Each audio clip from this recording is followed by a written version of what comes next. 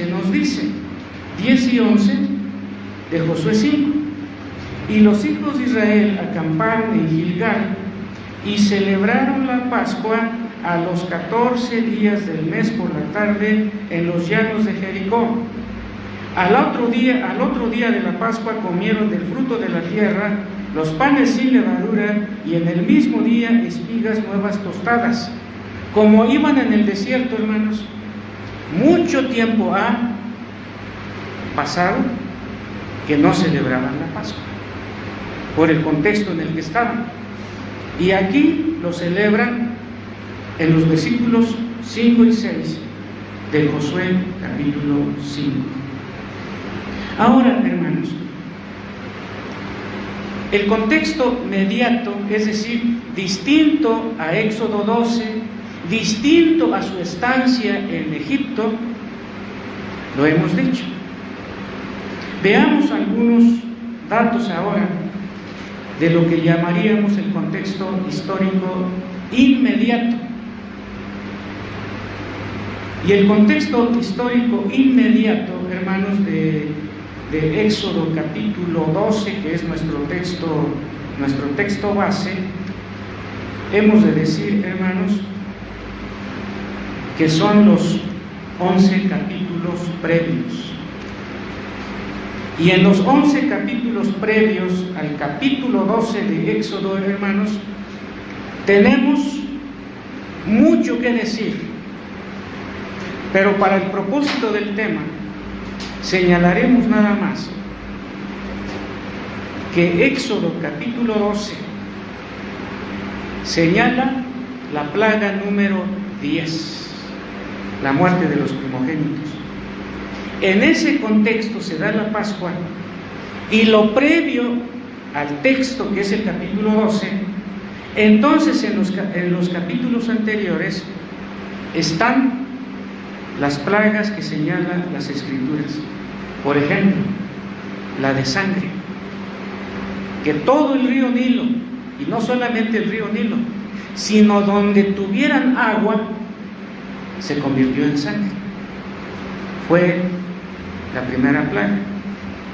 La segunda, las ranas.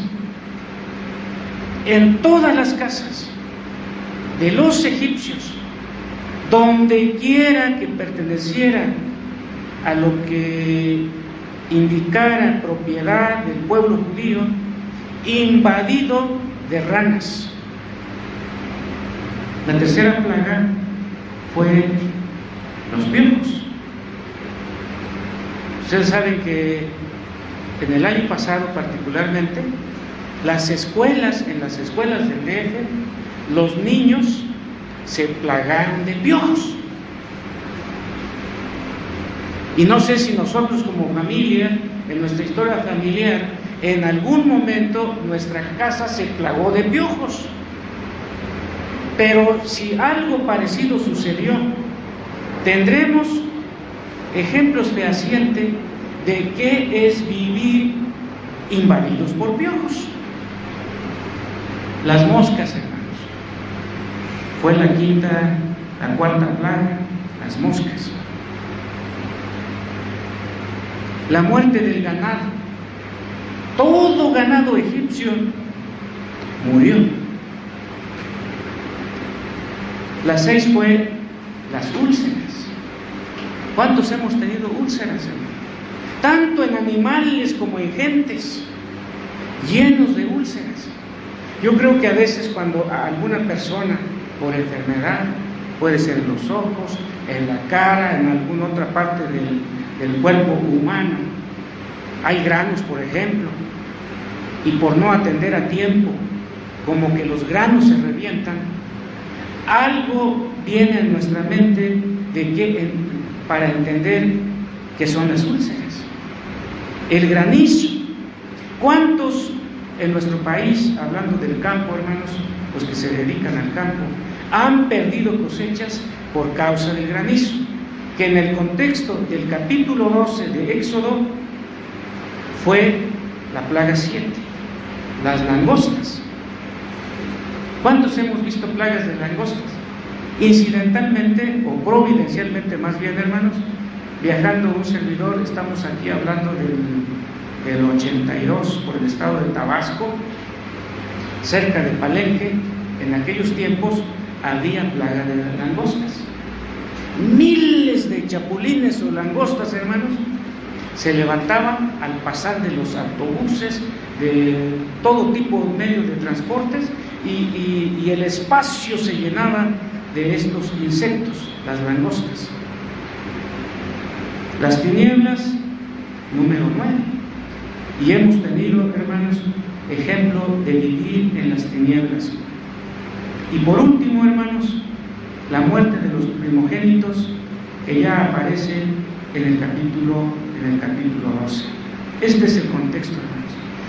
Y lo que quiero señalar, hermanos, para terminar este contexto histórico inmediato, hermanos, es que significativamente en estas diferentes plagas que hemos señalado y que los detalles están en los capítulos previos al 12, se dice que Faraón llamó a Dios para que retirara, para que llevara, para que quitara la plaga respectiva. ¿Por qué lo va a quitar Dios? Porque Él lo puso. ¿Por qué iba a llevar las langostas? Porque Él las trajo. Porque Dios es soberano. Quita y da, trae y lleva.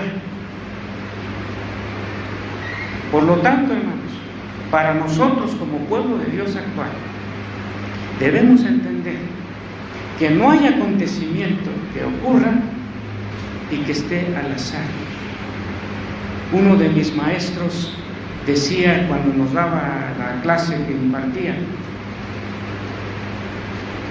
muy expresivo mi maestro, decía: jóvenes, pedagogía divina. Así decía, pedagogía divina.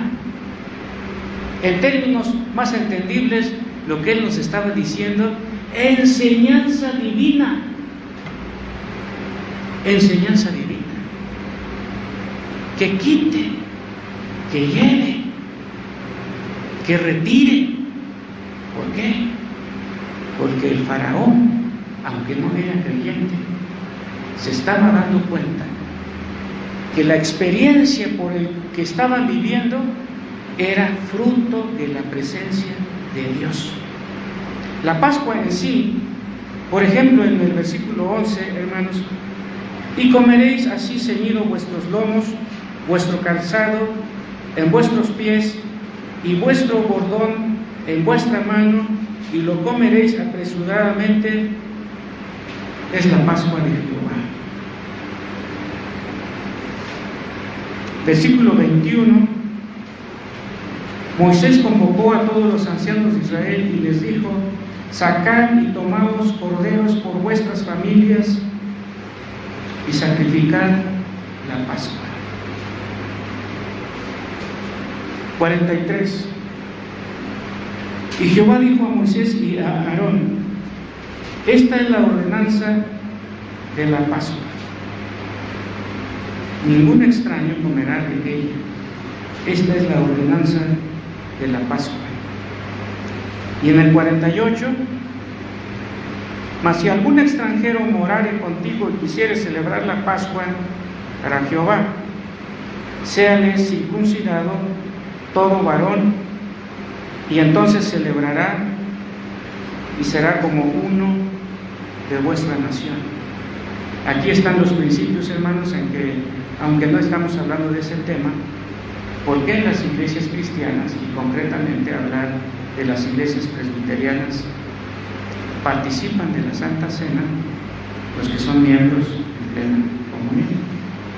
Ningún extranjero, y el que lo quiera hacer, entonces haga lo que dice el versículo 48: séale circuncidado todo varón, y entonces la celebrarán y será como uno de vuestra nación.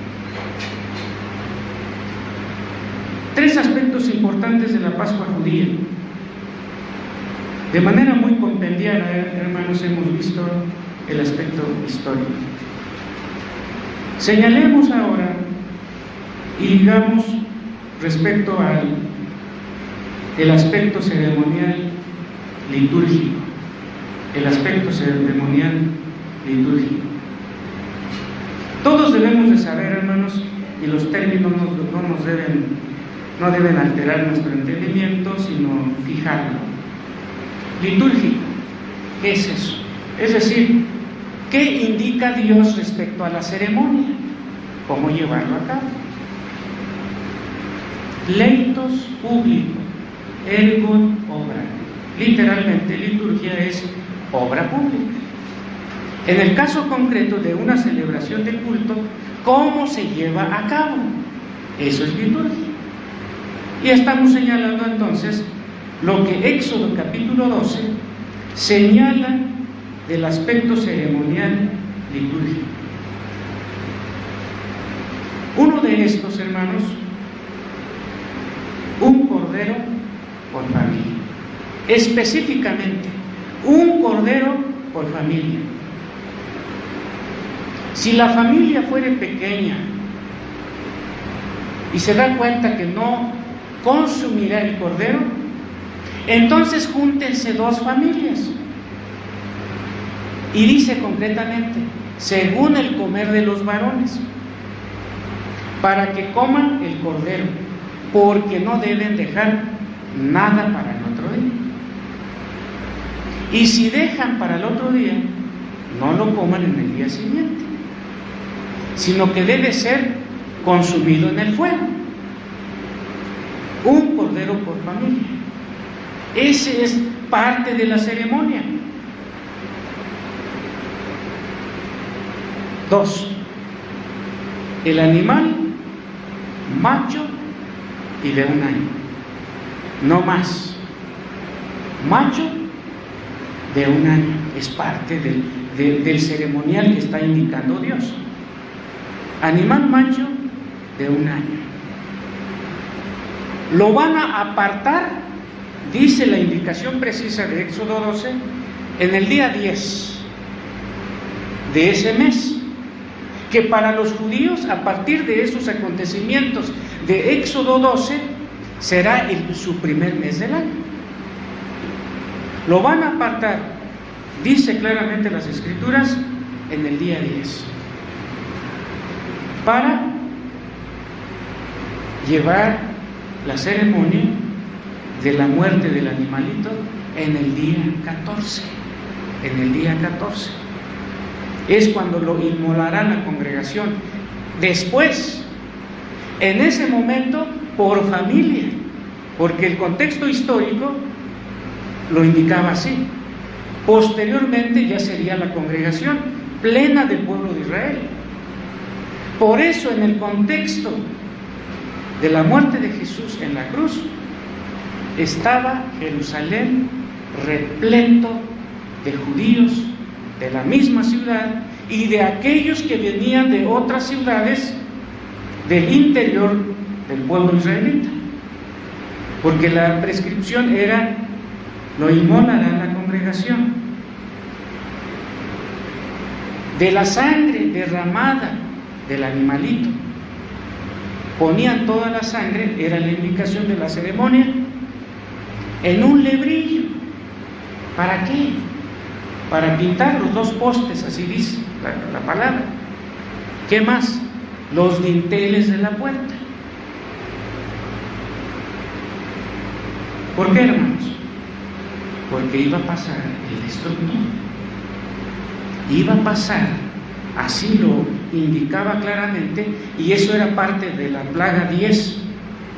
¿Para qué?